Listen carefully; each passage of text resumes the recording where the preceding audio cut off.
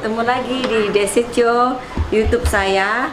Kali ini kita akan ketemu Bupati Sukoharjo, calon bupati, dan suaminya juga sudah bupati 2 periode. Oke, sama nanti ada anggota dewan juga. Sambil kita kuliner. Buru-buru karena saya baru bangun, suara agak serak. Kita jalan ya. Bye.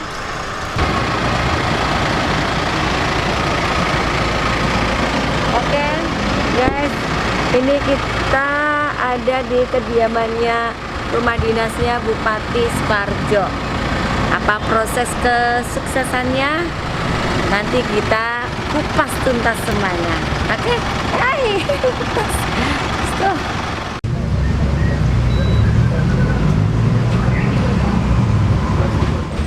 Nah, kita udah sampai, tapi kita wash hand dulu, oke? Kita disediain untuk cuci tangan ya.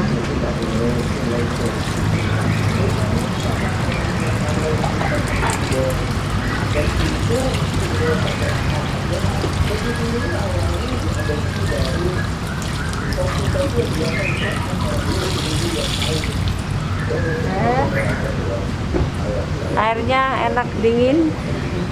Habis itu baru kayaknya sudah banyak yang menunggu. Let's go. Tunggu dulu. Ya.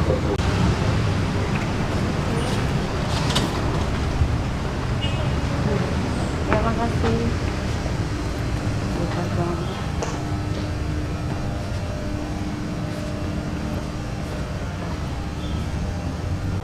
Halo, siang guys, ketemu saya lagi di channel YouTube saya Desico. Nah, kali ini bintang tamunya atau narasumbernya yang semuanya pasti kenal, yaitu dengan Ibu Haji Etik Suryani SEMM ya Bu ya.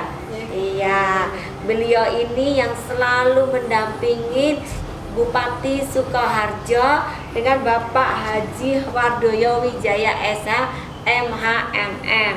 Nah, ini kan Ibu kelihatan muda ya Bu ya. Usia Ibu berapa Bu kalau boleh tahu, maaf Bu?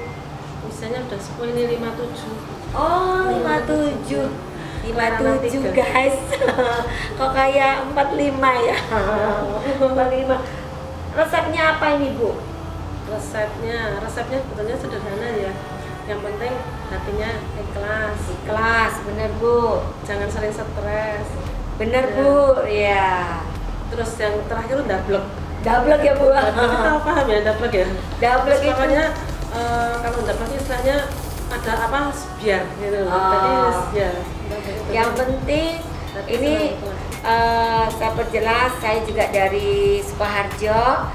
Nah, double itu yang dimaksud dengan Ibu itu adalah kita nggak usah memikir apa kata orang yang negatif ya Bu ya. Yang penting kita kerja. Yang penting kerja.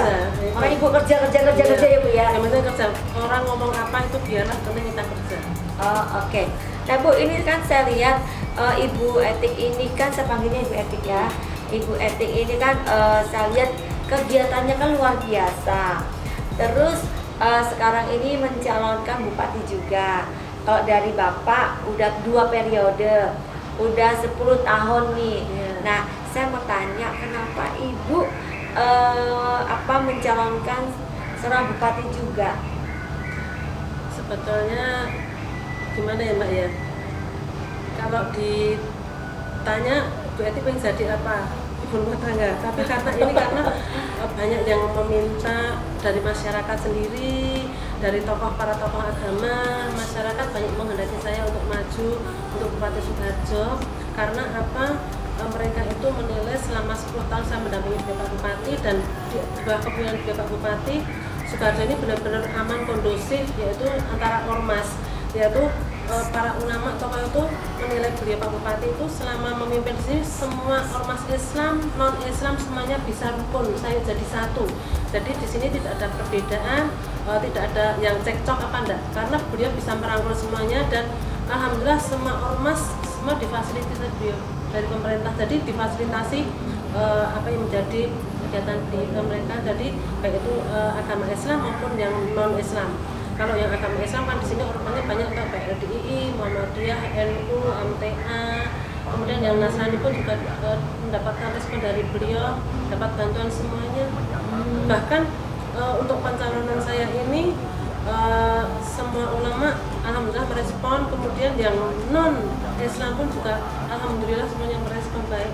Itu Maksud saya Bu. ya, Bukan dan promo, bukan promo. ini ditunjukkan dengan ini Mbak, dengan ditunjukkan keberhasilan beliau ini, ormas rukunnya ditunjukkan, dibuktikan dengan adanya pengajian di rumah dinas tanggal 1 dan tanggal 18. Nah, di tanggal 18 ini tanpa undangan kan 5 sampai 6 ribu lah. Di sini semua ormas kumpul Mbak, baik itu yang LDII, Muhammadiyah, MTA, Asia, semuanya jadi satu.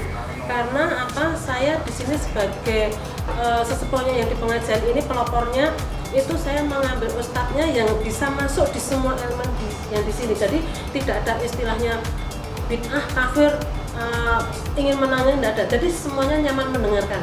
Nah di situ intinya di sini mengajak ibu-ibu agar menjadi ibu yang cerdas, baik, bisa membawa rumah tangganya baik itu. Jadi tidak ada perbedaan untuk ormas. Jadi itu keberhasilan beliau itu. Jadi bisa merangkul semua elemen ormas yang ada di Kabupaten Sukoharjo. Alhamdulillah luar biasa. Tidak semudah itu. Dulu waktu sebelum saya masuk sini baru 75 orang pengajian itu. Setelah saya masuk di sini setiap bulan tambah sampai 5.000, 6.000. Bahkan kalau puasa itu sampai 13.000. Itu luar biasa Ya, banyak. Itu kaya, miskin, cantik, jelek, semuanya di sini. Semua lapisan. Semua. Bahkan tetangga sebelah dari Wonogiri, Klaten ada yang masuk ke sini juga ikut pengajian. Iya. Rumah ini tidak nampung, Mbak. Jadi itu udah jadi dengan adanya itu saya terus jadi terkatuk hati karena keberhasilan beliau. Jadi saya ada masyarakat yang menghendaki saya, ayo Bu Eti teruskan pembangunan Sukoharjo, baik itu pembangunan fisik maupun rohani, ayo, karena Sukoharjo sudah adem tentrem ayam, monggo silakan Bu Eti untuk menentukan apa yang menjadi cita-cita Pak Bupati itu. Jadi dari awal saya tidak ada keinginan ini Mbak, meskipun saya mendampingi beliau selalu terjun ke bawah, ke masyarakat, setiap hari hampir satu pergi ke masyarakat. Itu tidak ada keinginan saya maju bupati enggak, tapi dengan berjalannya waktu ini tadi, akhirnya saya mendapatkan kepercayaan dari Ibu Megawati Soekarno Putri. Akhirnya saya, karena itu beberapa aspek ya Mbak, akhirnya saya mendapatkan rekomendasi. Alhamdulillah, jadi apa yang dikehendaki masyarakat akhirnya dari pusat juga merespon. Saya mendapatkan rekomendasi untuk maju dengan Pak Sekda, Pak Agus Santoso untuk Pilkada 9 Desember nanti. Kayak itu, jadi responnya luar biasa. Jadi ini tidak ujuk-ujuk langsung Bu Eti kemudian enggak, tapi ini prosesnya panjang sekali. Jadi dari saya mendampingi beliau jadi bupati ini selalu terjun ke bawah, tapi terjun ke bawah ini saya tidak punya pikiran sama sekali untuk menjadi bupati ini enggak, karena saya balas budi kepada mereka yang sudah menjadikan Pak Bupati menjadi bupati bisa di rumah ini, itu rakyat saya, karena tanpa rakyat saya tidak bisa seperti ini, itu loh Mbak. Jadi saya dekat dengan rakyat, dapat undangan, baik itu dari resepsi, takziah, apapun saya selalu terjun ke bawah, tidak ada yang saya pilih sampai detik ini. Saya dengar sampai ada kelahiran keluarga pun Ibu datang ya? Datang, ada lahiran anak ketiga, keempat saya tetap datang. Meskipun kita kabeh harus 2 anak ya, tapi namanya masyarakat.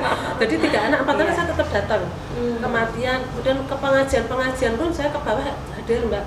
Jadi saya tidak hanya minat di rumah dinas, tapi di kecamatan seperti di Pasar Mbakonang itu dulu kan hanya pengajian para pedagang. Tapi setelah saya datang itu tambah ngerembaka, tambah banyak. Karena motivasi, ayo Ibu, kita hidup mencari apa toh, saya bilang gitu, kita cari apa, kita akan mencari kehidupan di dunia akhirat, ayo datang pengajian. Luar biasa, sekarang hampir 1.000 di Mbakonang itu. Kemudian di pengajian Anissa di Mbaki itu, saya datang itu 2.000 lebih. Jadi banyak Mbak, jadi selama saya mendampingi beliau, Pak Bupati ini, pengajian tidak hanya di kabupaten, kecamatan, desa, kelurahan, bahkan RT RW luar biasa. Dan untuk ormas yang non muslim pun luar biasa karena mendapat respon. Jadi kalau mereka ada kegiatan nyusewu seperti Natal apa itu, kita dapat undangan, kita mesti sempatkan hadir karena kita saling menghormati ya, saling menghargai, jadi kita usahakan hadir itu. Yeah. Jadi memang Ibu ini, Ibu Eti itu tidak serta-merta karena sekarang kan ini ya pasti banyak yang karena suami Ibu itu kan bupati, keluarga Ibu mungkin dari keluarga itu sudah dari pemerintahan akhirnya Ibu, tapi ternyata dari warga sendiri, dari masyarakat, masyarakat dan tokoh masyarakat, warga, tokoh masyarakat yang Ibu yang harus tampil gitu ya, karena Ibu membaur ke semua lapisan, bahkan membentuk semuanya dari semua ormas, semua suku, semua agama, Ibu rangkul semuanya. Jadi Ibu pengennya ibu rumah tangga, tapi karena itu amanah ya Bu ya, kepercayaan warga kepada ibu, makanya ibu bukan memberanikan ya, karena dorongan dari warga akhirnya bismillah, ibu bismillah ya, ibu harus mencalonkan. ya. Saya merinding ya Bu. Ya, jadi kan memang kehendak masyarakat, jadi bukan kehendak saya ya. Jadi memang itu dari warga masyarakat ibu sendiri. Kalau saya lihat ya Bu ya, tadi kan saya ada berbincang ya. Saya dari Sukoharjo ini terakhir itu tahun 2000 memang. Terus saya ke Jakarta. Setelah perjalanan ke sini itu kotanya bersih ya Bu ya, Sukoharjo ya. Kotanya bersih. Terus saya tadi mampir ke restoran atau ke warung juga ramah. Saya coba tanya sosok seorang bupati Bapak Wardoyo itu yang diingat ibu. Gitu ya, berarti kan ibu cukup mengental ya ke bawah. Nah, kenapa sampai ibu bisa selain dari ibu tadi mengadakan pengajian yang setiap sebulan ada 2 kali ya Bu ya, tanggal 1, tanggal 18, ribuan ya Bu, itu kira-kira berapa ribu itu Bu? Kalau tanggal 1 malam itu habis isya itu sampai 2000, 3000. Tapi kalau yang tanggal 18 itu 5-6 ribuan rutin tanpa undangan ya. Cukup Ibu, kan ini luas sebenarnya. Sampai taman-taman, sampai rumah belakang, gazebo semuanya penuh. Penuh ya. Terus itu pengajiannya mulai dari jam berapa Bu?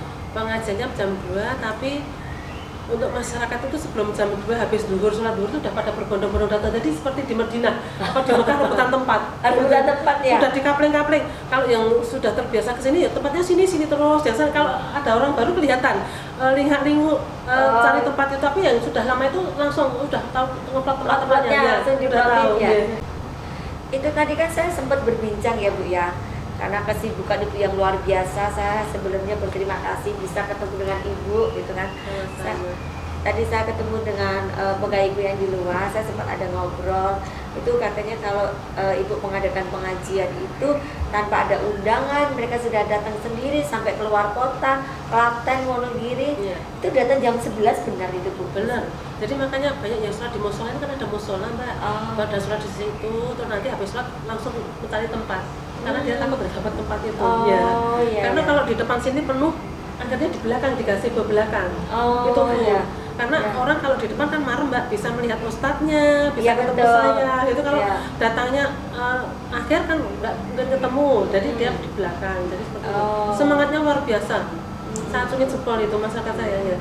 Saya yang ngacung jempol ke Ibu kok bisa membawa itu tanpa undangan ya. Iya, saya bahkan ulama pun tanya ke saya Mbak, Bu Hajah, kok Bu Hajah bisa ya tanpa undangan setiap bulan datang segitu. Padahal kita aja kalau undang 1.000 undangan datang separuh, ibarat 70% itu udah luar biasa.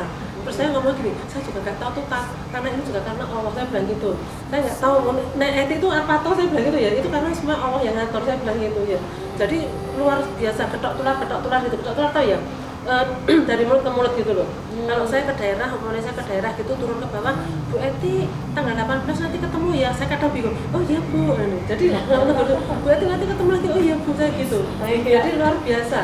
Bahkan kalau orang pasar sampai tutup dagangan loh, tutup dagangan kesini demi untuk ini. Yang orang petani-petani itu juga dia bilang kalau pas waktunya dia tanam itu kalau selesai jam 11 mandi langsung ke sini. Jadi memang luar biasa. Jadi istilahnya di istimewa di men-men kayak gitu loh, bahasa Jawanya di men-men kayak dipertimbangkan, diutamakan. Jadi mereka itu mungkin suatu hal yang luar biasa bisa datang ke sini, ketemu dengan kita semua, bisa masuk rumah ini mungkin luar biasa. Karena sering saya sampaikan kepada masyarakat saya bahwa saya dengan Pak Bupati itu bisa menempati rumah ini juga karena panjenengan, karena mereka semua. Kalau bukan karena panjenengan mungkin saya tidak bisa di sini. Makanya saya selalu menyampaikan rumah ini welcome, terbuka buat siapa saja masyarakat pun yang ingin datang ke sini tanggal 1 sampai tanggal 18. Silahkan, terbuka untuk umum. Saya bilang gitu. Kalau pengajian tidak bisa dibatasi si A, si B, si enggak, semuanya boleh. Tidak memandang partai, tidak memandang umur, tidak memandang itu ormas apa, semuanya boleh. Welcome saya. Karena niat baik Ibu, karena kembali lagi ke iman ya Bu ya. Itu. Akhirnya alhamdulillah juga ya. Luar biasa. Ini COVID ini kan berhenti Mbak dari Maret, April, Mei, Juni. Ini Juni Juli, Agustus, berarti hampir 6 bulan ya, hampir nangis loh mbak, rasanya sepi, itu nggak ketemu, kangen sama mereka karena biasanya sebulan sekali suka ketemu ribuan, nggak ketemu rasanya kangen ya kan. Iya, ada sesuatu yang hilang ya Bu ya. Mudah-mudahan COVID segera selesai aja, Amin. kita bisa aktivitas lagi. Iya, pada betul, Ibu. biasanya. Nah ini kan saya menyambung dari perjalanan saya tadi kan ke sini kan bersih ya Bu ya. Itu kiatnya apa sampai sekarang bisa bersih? Alhamdulillah selama kepemimpinan beliau Pak Bupati kita sudah dapat adipura 3 kali. Itu menunggunya lama nggak, 23 tahun.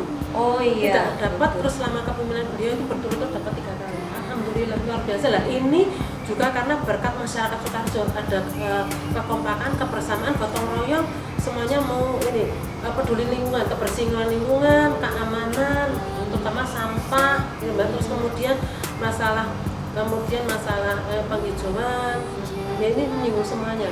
Yeah. Ini saya dengar itu kan tentang pandemi COVID-19 ini ya Bu ya. Ibu kan saya lihat selalu kegiatan terus ya.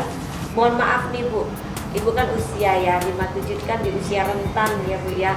Kalau kita sendiri di Jakarta itu kan sangat ini ketat sekali dengan usia. Nah, Ibu sepertinya tidak peduli dengan usia. Saya lihat juga Ibu tetap fit, segar gitu ya. Sampai kegiatannya terus-menerus ini aja saya schedule aja berbulan-bulan ya Bu ya. Nah, Ibu itu kegiatannya ini nggak takut COVID ya Bu ya?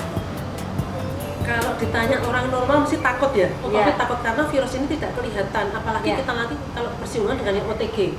Tapi karena ini panggilan hati ya Mbak, ini hati, kalau semua itu tidak dikerjakan dengan hati nggak mungkin bisa jalan. Jadi selama COVID ini saya sudah terjun ke bawah, menyentuh ke masyarakat, itu ke pasar-pasar itu saya keliling Mbak, pasar-pasar, kemudian ke masyarakat untuk membagikan masker dan hand sanitizer. Saya kepengen masyarakatku supaya sehat, panjang umur gitu. Meskipun mereka beraktivitas cari uang, karena uang itu penting untuk kehidupan sehari-hari, karena mulut ini kan harus diisi. Ya. Nah, makanya saya terjun ke pasar. Waktu itu saya tidak mikirkan nanti saya kena COVID gimana, saya sama sekali tidak punya rasa takut itu. Saya terjun ke pasar, ya pakai jaket, pakai masker. Saya mengajak tim penggerak PKK saya yang ada di kabupaten ke pasar-pasar memberikan masker. Bagi pedagang yang belum pakai masker, Ibu Mbak pakai masker, karena penjualan tidak tahu yang beli itu sehat apa tidak. Benar. Harus pakai masker. Monggo kalau bisa pakai sarung tangan. Jadi saya terjun ke bawah itu, saya bagi ke pasar-pasar para pedagang dan para pembeli.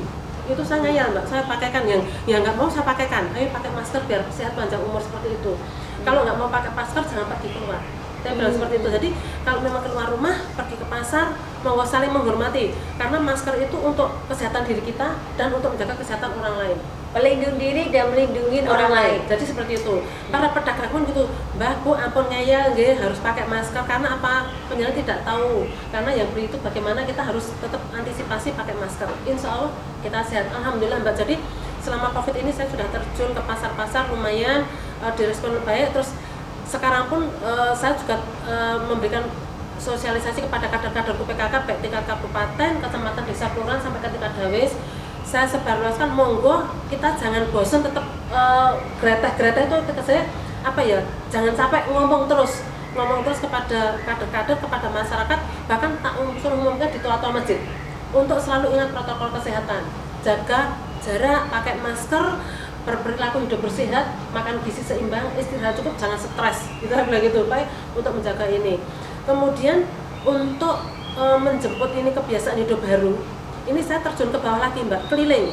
Jadi saya keliling, tapi kan saya bawa sendok makan sendiri Mbak ya. Saya bawa sendok makan sendiri dari rumah. Saya keliling ke warung-warung, bukan rumah makan. Ke warung-warung, rumah makan mesti yang makan itu mesti kan orang-orang yang nyuwun sewu Mbak perso sendiri, tapi saya ke warung-warung yang di situ banyak menengah ke bawah.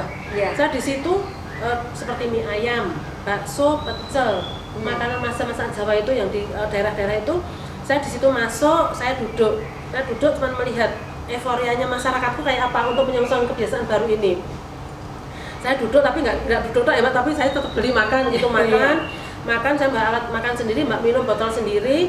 Saya makan di situ melihat, terus saya kalau nggak pakai masker saya tegur, ibu nggak masker nggak? Saya ketinggalan Bu, di mobil ketinggalan Bu, tetap pakai masker ya. Jadi situ edukasi masker Mbak, tetap edukasi masker. Terus kemudian anak yang dibawa keluar wajib pakai masker juga, gitu loh Mbak. Jadi harus tetap pakai masker. Kemudian para pedagang yang jualan itu makanan, saya sarankan pakai masker dan kaos tangan. Itu. Jadi itu terus jaga kebersihan karena yang saya Mbak kan orang penjual itu kan harus berani bertanggung jawab. Jadi itu harus pakai masker, pakai sarung tangan, dan untuk cucian air sampai cucian air pikiran itu Mbak, saya juga air harus sering diganti. Detail sekali ya Ibu. Yes. Karena saya kepengen di Sukoharjo ini segera selesai COVID ini, jadi biar kita bisa beraktivitas kembali, bisa bersosialisasi, bercengkrama dengan warga masyarakat. Karena capek juga, kangen juga, ya itu loh Mbak. Makanya saya selalu menghimbau kepada masyarakatku, jangan ngeyel, harus ikuti aturan pemerintah baik dari pusat, provinsi maupun kabupaten, protokol kesehatan harus ditaati itu biar ini cepat putus. Oke. Saya tadi mendengar itu pembicaraan saya kan ada waktu saya di warung makan tadi ya. Katanya Ibu tuh sampai memakaikan masker ya. Yeah. Bukan hanya memberi tapi itu sampai memakaikan itu. Yeah. Emang Ibu itu karena gini kadang orang pakai masker kan nggak bisa Mbak. Masker tuh kan harus tertutup dari kan ya bener kan gini. Mulut dagu ini kan harus tertutup semua. Kadang kan orang pakai gini. Itu kelihatan. Kalau enggak gini. Iya. Kan yang di masker ya apa? Kan harus lengkap karena apa? Fungsi masker itu bukan sebagai aksesoris tapi memang hal pelindung gitu loh. Jadi harus benar-benar baik pakainya ya. Memang seorang ibu ya sampai detail, sampai mengajari kayak selayaknya anaknya. Nah saya ini bilang ibu ini membuat sendiri masker ini untuk ini ya mempekerjakan SDN-nya ibu begitu. Nah, saya naik masker ini kan pandemi ini sampai kapan kan kita tidak tahu Mbak. Kalau beli kan boros. Ya. Apalagi pakai masker kesehatan kan itu kan kalau bisa jangan sampai itu kan harusnya medis, dipakai ya. medis. Nah kita sering menyampaikan sosialisasi kepada kader-kader PKK untuk disampaikan kepada warga masyarakatnya, yuk kita belajar mandiri. Jadi dari kain perca, dicuci, bersih, dibuat masker gampang kok, pakai tangan, nggak usah pakai mesin. Sehari saya dapat 5 bisa, kalau nggak pakai mani-mani payat loh ya. Cuman basic aja 5 bisa, itu gampang cepat. Jadi saya berharap masker ini nanti menjadi kebiasaan kita pakai masker, aman loh. Kalau pakai masker kita tidak sering kena penyakit flu, yang satu, kedua bau apapun kita tidak kena, debu tidak kena, jadi aman sehat. Jadi saya sering sampaikan kepada kader-kader saya, yuk kita latihan mandiri pakai masker sendiri, jadi saya dipakai sendiri bisa dijual, menambah income keluarga. Itu. Ya itu sampai ibu mengajarkan ke ibu ini kan sebagai ketua PKK ya, itu mengajarkan membernya atau apa itu kadernya member kan kalau di PKK kadernya untuk ibu ngajarin mandiri sampai membuat sendiri sampai itu menjadikan suatu penghasilan. Jadi mempekerjakan UKM juga ya Bu ya. Oke, memang luar biasa karena di masa pandemi ini banyak orang yang banting setir ya Mbak. Banyak yang di PHK, banyak yang pekerjaannya mati gak jalan. Kita harus bisa jemput bola, optimis, jangan pesimis. Kita berbuat sesuatu harus optimis. Aku cuma bisa menghasilkan uang itu bagaimana ya? Yang dulu mungkin salon, mungkin jualan roti, sekarang jualan masker. Ya Mbak. Yang mungkin dulu jualan roti, sekarang jualan sayur. Karena dia menjual sayur dari kebunnya sendiri. Nah, boleh sah-sah saja, yang penting halal, nggak apa-apa, yang penting optimis. Nah sekarang caranya gimana memasarkan dengan cara daring, online. Nah kita sekarang udah kerjasama, kemarin kita baru aja launching juga Mbak dengan Grab Assistant dan Grab Express ini, dan Tokopas itu toko produksi asli Sukoharjo. Nah ini kita mewadai ini dari UKM ini yang tidak bisa menjualkan, kita nanti dengan cara ini dari ini dari mempermudah. Siapa yang mau beli silakan. Pasar-pasar kan sudah pakai daring semua Mbak yang kita ini. Jadi nanti sampai ke pasar pun sekarang udah daring ya Bu ya. Jadi nanti ibu-ibu tidak usah takut kena COVID karena penyanyi telepon sudah datang ke rumah. Jadi itu makanan apa pun bisa. Jadi ibu mengajarkan tetap berkarya, tetap berkreasi, tetap mandiri, ibu memfasilitasi dengan tetap mempekerjakan daring, dan ibu juga ada pekerjaannya. Ibu, saya tadi kan mendengar dari cerita ibu itu penanganan COVID-19 itu ibu sampai ke pelosok-pelosok mengajari selayaknya seorang ibu, memakaikan ke anak ya, terus melakukan daring tadi, memfasilitasi, memberikan kemudahan yang belanja. Jadi pangan ini tetap berjalan dari bawah, UKM tetap jalan dari bawah. Selain itu tadi yang saya sempat bincang ibu itu, ibu mendidik atau mengedukasi tentang pangan apa ya Bu? Untuk ketahanan pangan di Kabupaten Sukoharjo, saya selaku ketua tim gerak PKK Mbak, jadi saya kalau mau naik itu ke bawah selalu saya sampaikan ke kader-kader saya untuk memanfaatkan tanah halaman pekarangan. Jadi karena untuk kelompok wanita tani ini selama desa Kelurahan Bina kan dibantu 30 juta, yaitu untuk membuat KWT kelompok wanita tani, petani tani. Jadi setiap pekarangan sekecil apapun ditanami sayur, buah-buahan ataupun empon-empon, toga, tanaman obat-obatan loh. Ya. Nah itu dan umbi-umbian. Karena apa? Setidaknya dengan kondisi seperti ini, tapi sebelum COVID itu sudah saya sampaikan terus Mbak. Karena apa? Kita bangun tidur itu buka pintu membuat sarapan, mentek kangkung ada, pari ada, mau goreng lele ada, cabai ada. Karena hatinya PK itu halaman asri, teratur, indah dan nyaman itu selain tanaman-tanaman juga ternak ayam, lele itu tidak harus tempat luas loh, dipakai ember pun bisa.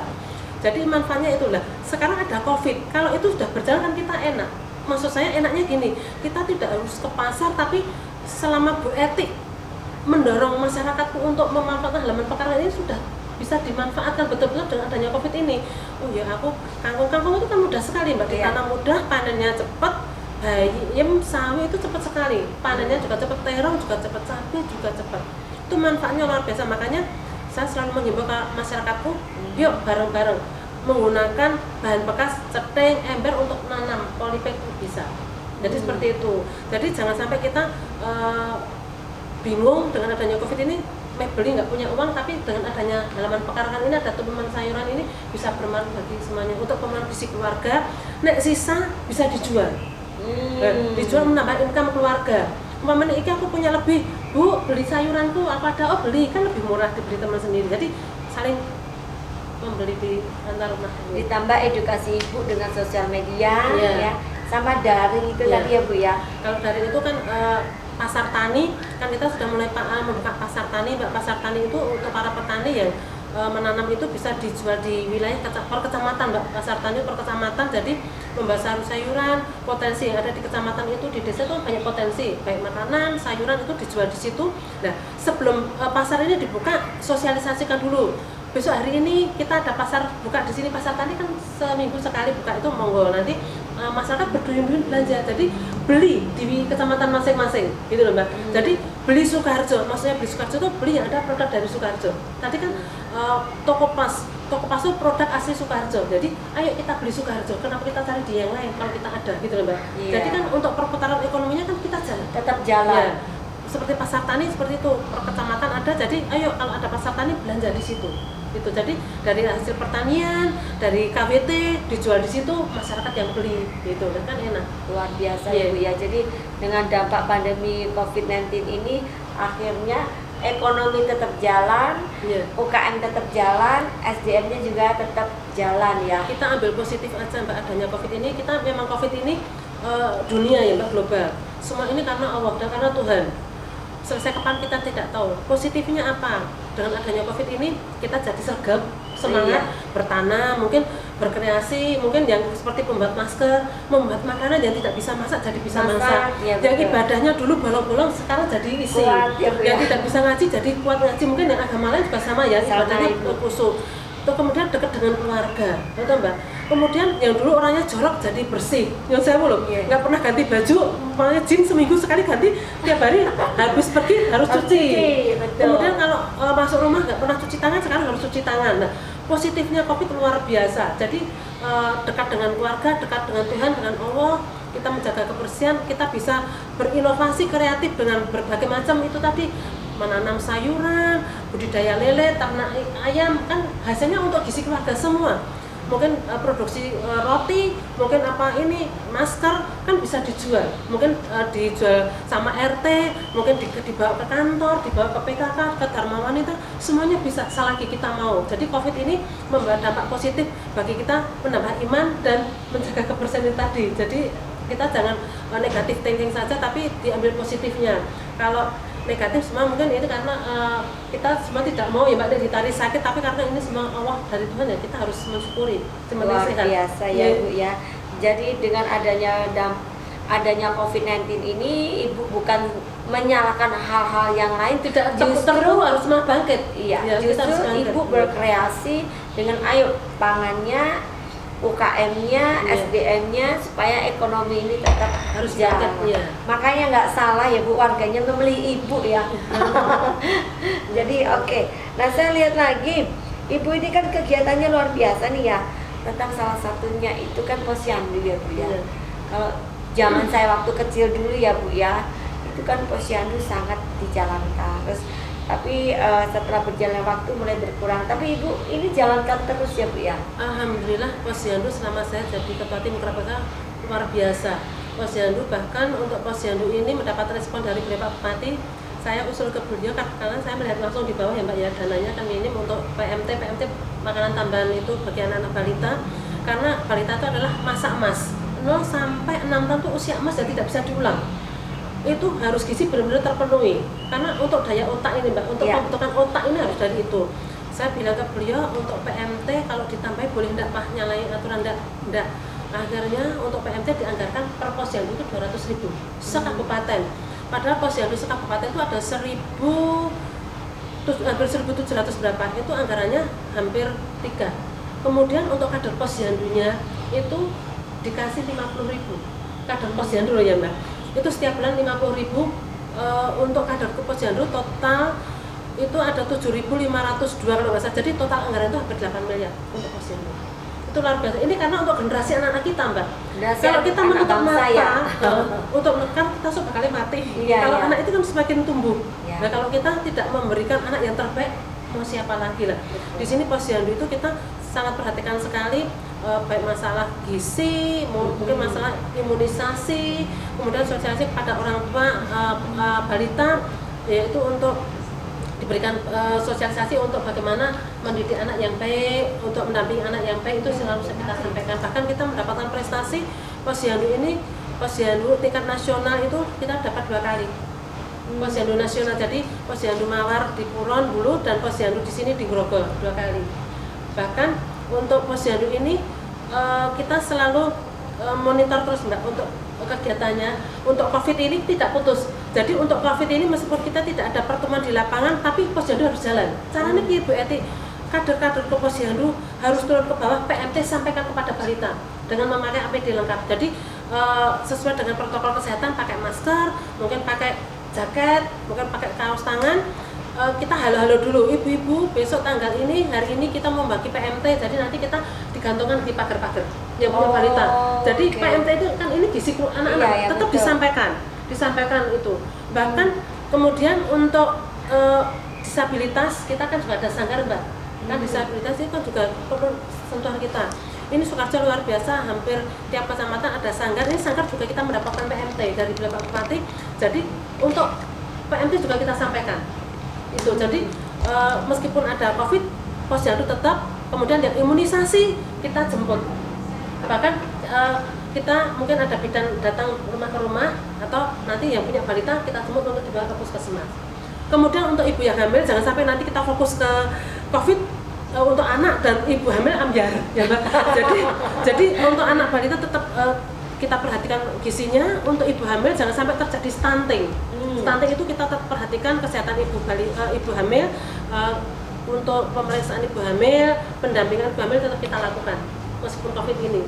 Jadi kita berpikirnya tidak hanya ke COVID, memutus COVID, tapi bagaimana nasib anak-anak kita selama COVID ini dengan ibu hamil juga. Jangan sampai nanti adanya COVID kita fokus ke COVID, angka kematian ibu tinggi, angka kematian balita tinggi, gizi buruk banyak. Jadi kita tidak menjadi COVID selesai, anak-anak kita sudah tersentuh, ibu hamil tersentuh, semuanya tersentuh. Jadi insya Allah semuanya sehat, COVID selesai semuanya tetap sehat. Amin. Memang Itu. Ibu luar biasa ya.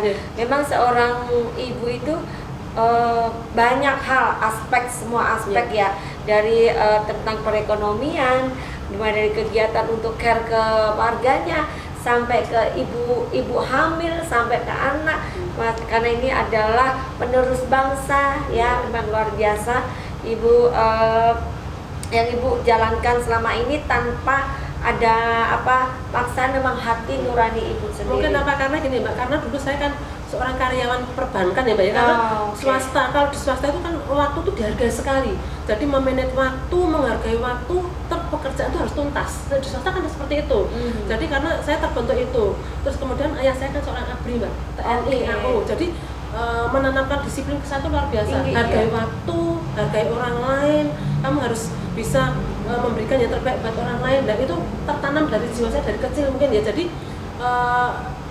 apa yang saya lakukan ini tidak ada paksaan, jadi memang panggilan hati saya dengan hati ikhlas. Jadi nyuwun sewu, tidak ada rasa capek, senang isinya Mbak, isinya senang gitu ketemu Karena rakyat. ibu Ya.